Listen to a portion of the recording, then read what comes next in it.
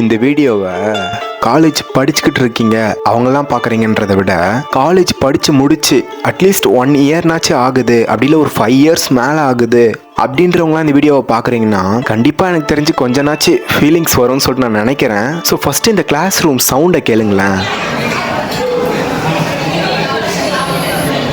எப்படி பழைய ஞாபகம் எல்லாம் வருதா? வரும். College ground, college friends, class room. இல்லை கரண்ட்டாக படிச்சுட்டு இருந்தால் தான் கிளாஸ் ரூம். காலேஜை முடிச்சு ஒரு 5 வருஷம் வந்ததுன்னா இது கிளாஸ் ரூம் கிடையாது. ஏன்னா எவ்வளோ லட்சம் சம்பாதிச்சாலும் இதில் கிடைக்கிற ஹாப்பினஸ் நம்மளுக்கு வெளியே கிடைக்காது. அந்த பெஞ்சு, அதில் நம்மளோட கை வண்ணத்தெல்லாம் காட்டி வச்சுருப்போம். பெஞ்சில் எப்படிலாம் வரைய முடியுமோ அப்படிலாம் வரைஞ்சி வச்சுருப்போம். வீட்டில் எவ்வளோ கஷ்டம் இருந்தாலும் காலேஜ் கிளம்பி போயிட்டோன்னா ஃப்ரெண்ட்ஸ் கூட இருக்கும்போது எல்லாத்தையும் மறந்துடுவோம். மைண்டும் ஃப்ரீ ஆகிடும். அந்த ஒருத்தவங்க அவங்கக்கிட்ட பேசணும்னு நினச்சி அந்த 3 வருஷம் ஏன் டிகிரியே வாங்கிடுவோம். கடைசி வரையும் பேசவே முடியல. அந்த ப்ரொஜெக்டர் இருக்கே, அதுக்கு CPU எடுத்துகிட்டு வரணும். அதுக்கு சண்டையே நடக்கும்.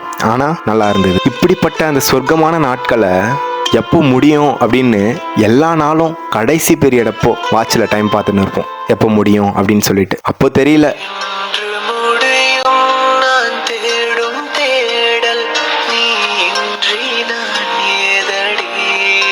காலேஜ் முடிச்சு ஒரு 5 வருஷம் இல்லை 8 வருஷம் ஆகுது.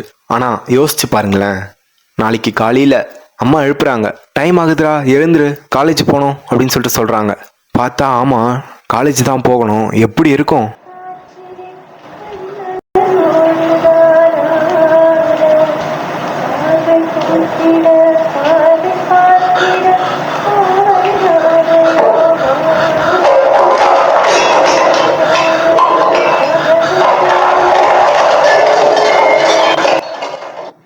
இந்த 5 வருஷம் இல்லை 8 வருஷம் கழித்து காலேஜுக்கு போகிறேன்.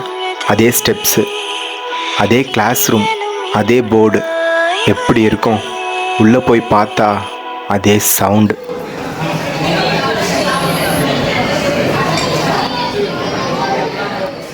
அதே ஃப்ரெண்ட்ஸு, அதே பெஞ்சு. ஏன் அவங்களும் ரொம்ப தூரம் போயிட்டியா ராம்? ஆனால் பேச தான் இல்லை. ஏன்னா 90s கிட்ஸில்